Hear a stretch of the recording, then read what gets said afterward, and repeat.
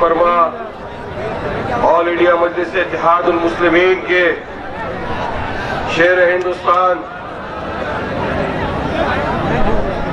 अलहाज जनाब बैरिस्टर असदुद्दीन ओवैसी साहब, मजलिस इत्तेहादुल मुस्लिमीन उत्तर प्रदेश के सदर मेरे भाई जनाब शौकत अली साहब, हैदराबाद के हमारे साबिका मेयर जनाब माजिद हुसैन साहब, दिल्ली के हमारे सदर जनाब कलीमुल हाफिज साहब, तमाम मजलिस के जिम्मेदारान, यहाँ पर मौजूद मेरे दोस्त, मेरे बुजुर्ग, मेरे भाइयों और मेरी माँ बहनें, अस्सलाम वालेकुम रहमतुल्लाहि व बरकातुहू। ये सरों का समंदर देखकर आज एक चीज का तो एहसास हो गया है कि इंशाअल्लाह अब उत्तर प्रदेश मुरादाबाद में इनकलाब जरूर आएगा। ये गवाह है ये लोग कि इन्होंने मान लिया कि हम मजलिस इत्तेहादुल मुस्लिमीन का साथ देंगे और हमारे कायद बैरिस्टर असदुद्दीन ओवैसी साहब की ताकत को मजबूत करेंगे और पूरे उत्तर प्रदेश मजलिस इत्तेहादुल मुस्लिमीन का परचम लहराएंगे।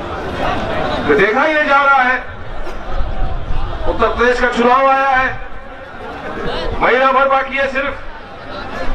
तमाम मुख्तलिफ सियासत पार्टियां अपने अपने उम्मीदवारों को उतार रही है।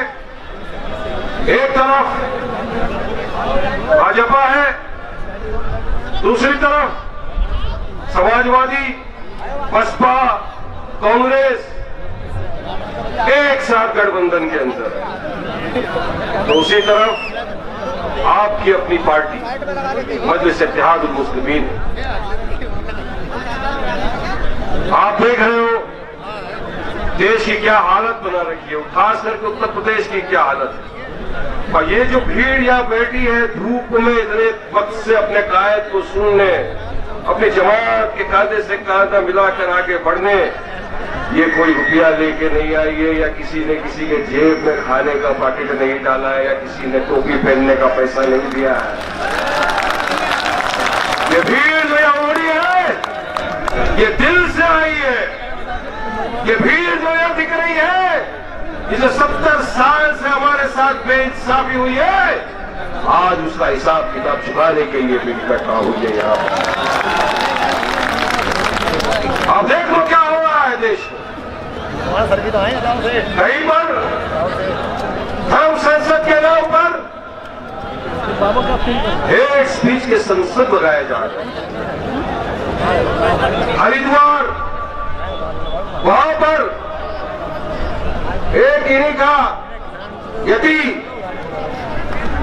आयोजित करता है धर्म संसद और वहां से गुहार लगाई जाती है कि 100 ऐसे लोग तैयार करो जो 20 लाख मुसलमानों का कत्ल कर देना संहार कर।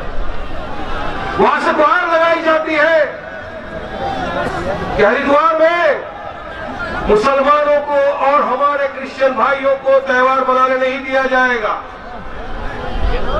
वहां से मुसलमानों के खिलाफ जहर उगला जाता है। मगर ये भाजपा की सरकार जो उत्तर प्रदेश के अंदर अपने पैर जमा कर बैठी है, खामोश। न मोदी ने खंडन किया, न योगी ने खंडन किया, कोई कंडेमिनेशन नहीं, कोई खंडन नहीं, बस बोला है ना। अरे मैं पूछना चाहता हूं क्या मुसलमान इस देश का अटूट हिस्सा नहीं है? अरे मुसलमान तो इस देश अगर एक पेड़ है तो मुसलमान इस देश की जड़ है।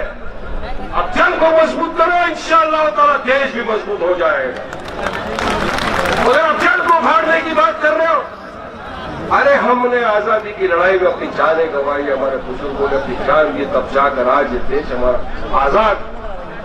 आज हमको फख्र है कि हमारे आजाद देश भारत में बाय बर्थ और बाय चॉइस रहते हैं, क्योंकि हम तो वो लोग हैं जिन्होंने 1947 में जिन्ना की टू नेशन थ्योरी को ठुकरा दिया था, लात मार दिया था। हमने भारत को अपना, और आज हम यहाँ बाय बर्थ और बाय चॉइस रह रहे हमारे अपने देश में। अगर इस तरह का कॉल दिया जा रहा है, FIR रजिस्टर होता है, अरे FIR तो उसमें 7,000 हो गए होंगे अब तक, उसको अरेस्ट क्यों नहीं किया जा रहा? यकीन सिंगर आज तक खुली फिजाओं में क्यों घूम रहा है? क्यों जहर घोलता जा रहा है? क्योंकि मोदी योगी चाहते हैं कि जहर घोला कुछ नहीं करें। ये देश में चल रहा है। ध्यान भटकाओ पॉलिटिक्स जिसको बोलते हैं ना, ध्यान भटकाओ। क्योंकि आज मुरादाबाद उत्तर प्रदेश का युवा सवाल कर रहा है योगी से, मोदी से कि बताओ Yogi ji, petrol diesel gas का भाव कब कम होगा? बताओ योगी जी, मोदी की अनप्लान्ड लॉकडाउन की वजह से जो उत्तर प्रदेश का लाखों युवा बेरोजगार हो गया है, जिसके पास रोजगार नहीं, खाने के लिए पैसा नहीं, तो आपके पास कोई उसके लिए योजना है? उनके पास उस बात का जवाब। इस सारे मुद्दों से ध्यान भटकाने के लिए, बेरोजगारी हो चाहे कोई काल के दूसरे देश में जो जाने गई है लोगों की, उनके जिम्मेदारी से अपने आप को हटाने के लिए, पेट्रोल डीजल गैस के भाव से लोगों का ध्यान भटकाने के लिए ये लोग इस तरह की हरकतें करते हैं और आगे भी करते रहेंगे। इनकी बात पूरा देश समझ चुका है कि योगी सरकार 5 साल में उत्तर प्रदेश में पूरी तरह से फेल हुई।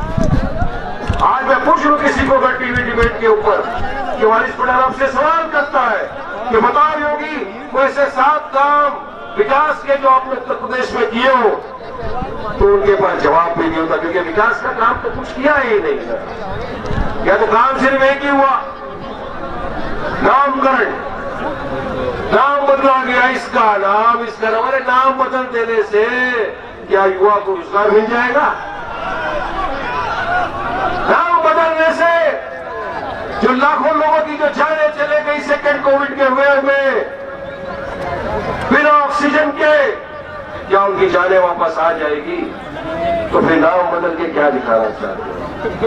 ये सिर्फ और सिर्फ अपनी नाकामयाबी का सबूत पेश हो रहा है इनका कि नाकामयाब हो चुके हैं पूरी तरह से। दूसरी तरफ समाजवादी है।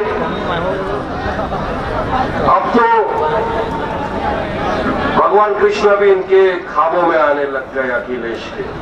आज ही मैं पढ़ रहा था कहीं, अरे अखिलेश बाबू 2012 में आप थे, आपने कहा था अगर समाजवादी उत्तर प्रदेश में जीतेगी, आपके घोषणा पत्र में लिखा हुआ है, तो हम मुसलमानों को एजुकेशन और जॉब में रिजर्वेशन देंगे। क्या आपको रिजर्वेशन मिला? क्या मिला? क्या मिला रिजर्वेशन? तो एक तरफ जुमला है, दूसरी तरफ भी जुमला ही है, समझ लो। ये दोनों जुमलों के बीच में अगर हम आकर, अगर मजलिस इत्तेहाद मुस्लिमीन आपके बीच में आकर ये बोलती है कि हम आए आप में से लीडरशिप पैदा करने, हम आए आपके हक की लड़ाई लड़ने, हम आए आपको अच्छी तालीम का एजुकेशन इंस्टीट्यूट बने उसमें पहल करने, हम आए आपके बच्चों के मुस्तकबिल को संवारने, तो हमको बोला जाता है बी टीम, डी टीम। अरे ए से लेके जेड टीम तक उनको कोई फर्क नहीं पड़ता। एक तरफ मोदी जी बात करते हैं बेटी बचाओ बेटी पढ़ाओ, तो दूसरी तरफ कांग्रेस की प्रियंका जी बोलती है बेटी हूं, लड़ूंगी, लड़िए। तो फख्र है हमारे देश की बेटियों पर, फख्र है हमारी मां बहनों के ऊपर। मगर वहीं पर जब एक वेब पोर्टल पे गेटअप का जो पोर्टल होता है, उसमें पहले सुन्नी डील नाम का ये चलाया जाता है, जिसमें हमारी मां बहनों की तस्वीरें डालकर उनका ऑक्शन किया जाता है, सब खामोश रहते हैं। सुन्नी डील के टाइम भी क्या हुआ? कंप्लेंट करी मगर किसी को अरेस्ट नहीं किया। नया साल शुरू हुआ, इन दरिंदों ने, मैं इनको दरिंदा कहूंगा, मैं इनको कमीना कहूंगा, जो मां बहनों की इज्जत नहीं करना चाहता, जो हमारे देश की मां बहनों की इज्जत नहीं करेगा, वो एक दरिंदे से कम नहीं है। उसमें खुली फिजाओं में रहने का कोई अधिकार नहीं है, उसकी जगह देश की सलाखों के पीछे होनी चाहिए। नया साल शुरू हुआ, एक नया आ गया पोर्टल बुल्ली बाइक, बुल्ली डील्स, जिसमें फिर से तकरीबन हमारी 100 से ज्यादा मां बहनों की, जिसमें हमारी पत्रकार बहनें भी है, हमारी देश की सोशल एक्टिविस्ट महिला है, उनके फोटो डाल के ऑप्शन कर दिए गए। मगर बेटी बचाओ बेटी पढ़ाओ का नारा देने वाले के मुंह में दही जम गए। एक कंडेमनेशन हमारी माँ बहन है ना। अरे हम तो कहते हैं कि हमारी हिंदू महिलाएं भी हमारी माँ बहन है, मुसलमान महिला भी हमारी माँ बहन है। किसी भी महिला का अपमान कतई बर्दाश्त नहीं कर सकेंगे, मगर इस वक्त में अगर किसी ने आवाज उठाई तो आपकी हद पे कायद तेरा बैरिस्टर सदुद्दीन ओवैसी सामने आएगा। कमिश्नर को लेकर लिखा, बात की गई बीजेपी इसके ऊपर केस बुक किया जाए, एफआईआर लिया जाए, और सिर्फ एफआईआर से काम नहीं चलेगा, इसको अरेस्ट किया जाए। हमने जाकर मुंबई में मुंबई कमिश्नर से मिले, ज्वाइंट कमिश्नर से मिले, सबको लेकर दिया, दर्ज की भाई इस तरह का जो पोर्टल है इसको बैन किया जाए और जो भी इसमें मुब्तला है, क्योंकि आम नागरिक नहीं कर सकता है। छोटा मोटा अगर कोई है तो ट्रोल कर सकता है, तो गाली बक सकता है, लेकिन इस तरह का पोर्टल निकाल कर वेबसाइट पे डालना ये कुछ कलाकारों का काम। और ये कलाकारों को शय किसने दी है वो भी सबके सामने आएगा। थोड़े दिन में इन्वेस्टिगेशन हो रहा है, तो आवाज हम उठा रहे, लड़ रहे हैं हम सबके लिए। तो हम बी टीम है, ये अच्छा है बी टीम। अगर आवाज उठाने को बी टीम बोलते हैं तो बोलिए, कोई फर्क नहीं पड़ता कि हम हक की लड़ाई लड़ने आए। आज उत्तर प्रदेश के अंदर अब हालत अगर देखो, 75 साल से 20 से 22% मुसलमान जो है तबका है वो वोट देते आया। हमारे वोट से यादव चीफ मिनिस्टर बन सकता है, हमारे वोट से बीएसपी चीफ मिनिस्टर बन सकती है, हमारे वोट से ये सत्ता की कुर्सी में आकर बैठ सकते हैं। तो क्या हम 20-22% लोगों में इतनी ताकत नहीं कि हम अपने में से कोई ऐसा नेता पैदा करें, ऐसा लीडर पैदा करें जो उत्तर प्रदेश की सरजमीन पे चीफ मिनिस्टर बने, डिप्यूटी चीफ मिनिस्टर बन के दिखा दे। क्या हम में की काबिलियत नहीं है? क्या है काबिलियत? तो बहुत है, मगर हमको इतने वर्षों से इस्तेमाल किया। ये कथाकथित सेक्युलर पार्टियां जो है, मैं इनकी बात करता हूं आपके सामने से, हमको दरी बिछाने के लिए सिर्फ इस्तेमाल। मुसलमान है ना, कहा जाएगा वोट हम ही को देगा। बिल्कुल यकीनन मुसलमान कभी बीजेपी को तो जिंदगी में ना वोट दिया है, ना आगे कभी देगा, मगर हमने इनको वोट दिया। हमने भरोसा किया कि ये हमारे लिए कुछ करेंगे, हमारे आने वाले बच्चों के मुस्तकबिल के लिए कुछ करेंगे। मगर इन लोगों को तो हमारे साथ आने से भी शर्म आती है। अरे जब ये यादव को जिता सकते हैं, जाटों को जिता सकते हैं, बीएसपी को जिता सकते हैं, तो आप और हम क्यों नहीं मिलके हमारे उत्तर प्रदेश से मजलिस इत्तेहादुल मुस्लिमीन के प्रत्याशी को जिताकर लखनऊ की असेंबली में भेज दें?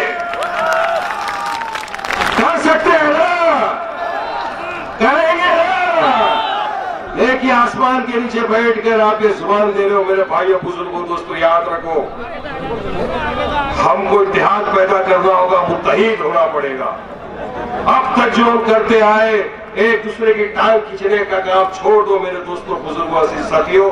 अब एक दूसरे के कांधे से कांधा मिलाकर आगे बढ़ो, एक दूसरे का हाथ थामो, आगे बढ़ो। इंशाअल्लाह ताला जीत आपके कदम चूमेगी, याद रखना।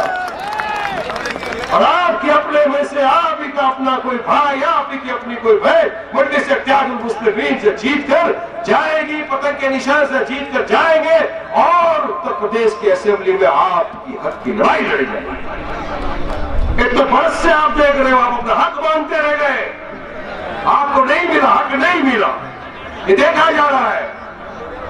नीति आयोग का एक रिपोर्ट आया, ये रिपोर्ट तो वारिस पठान ने घर में बैठ के नहीं बनाया ना, मजलिस इत्तेहादुल मुस्लिमीन के जिम्मेदारों ने बनाया। नीति आयोग का रिपोर्ट यह दर्शाता है कि उत्तर प्रदेश भारत का तीसरा पुअरेस्ट स्टेट है, मतलब गरीबी के दर पे उत्तर प्रदेश भारत में बिहार है, नागालैंड उत्तर प्रदेश है। तो अगर इन्हें इतना काम कर दिया ये कटाकट सेक्युलर पार्टियों ने और योगी ने, तो उत्तर प्रदेश में इतनी गरीबी, सिंपल सवाल है, सीधा सवाल है, इतनी गरीबी क्यों? गरीबी की वजह यह है कि आपने वोट लिया, हमारा इख्तियार की कुर्सी पर जाकर आप बैठ गए, आपने भर ली अपनी तिजोरियां, मगर आपने हमारे मुसलमान भाइयों के लिए कुछ न किया, न आपकी नीयत थी है, न आगे कुछ करने की आपकी नीयत है। ये साफ है, ये रिपोर्ट है अभी मोदी जी ने कहा उत्तर प्रदेश में अब सूरज डूबने के बाद कट्ठे बंदूक नहीं निकलती।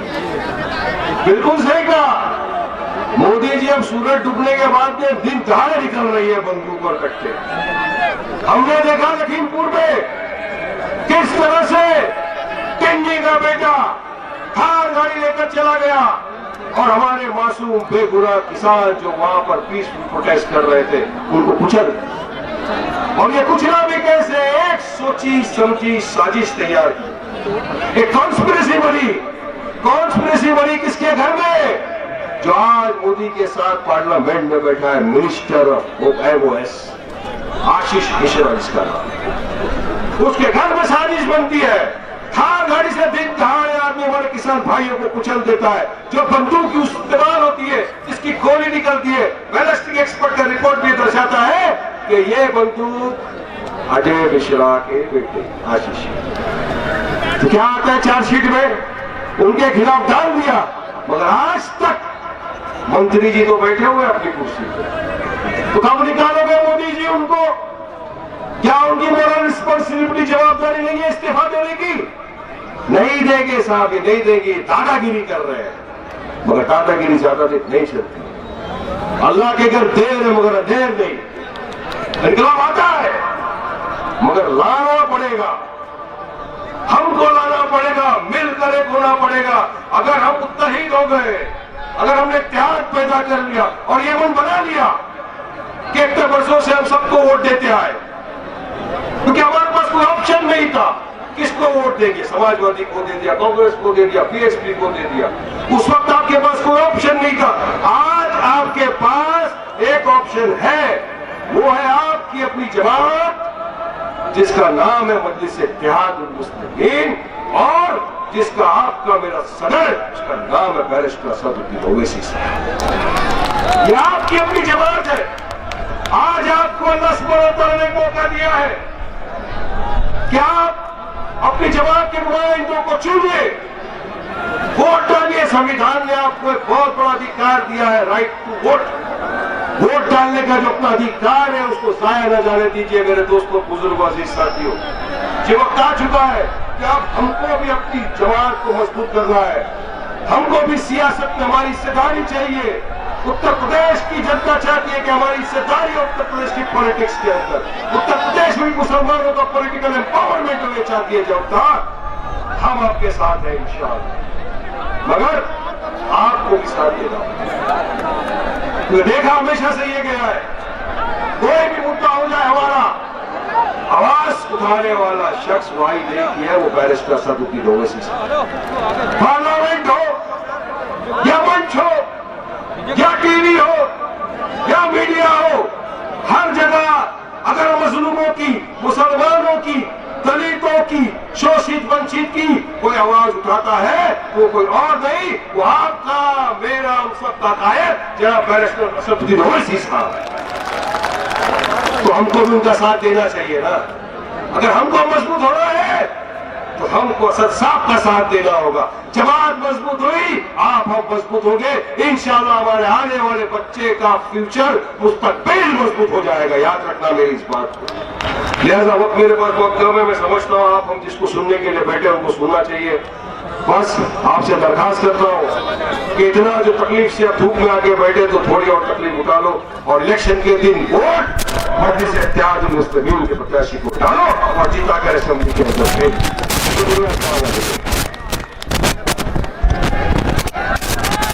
न समझोगे तो मिट जाओगे हिंदी मुसलमानों, न समझोगे तो मिट जाओगे हिंदी मुसलमानों, तुम्हारी दास्तां तक भी न होगी दास्तानों में। आज के इस प्रोग्राम में जाहिर पर तशरीफ फरमा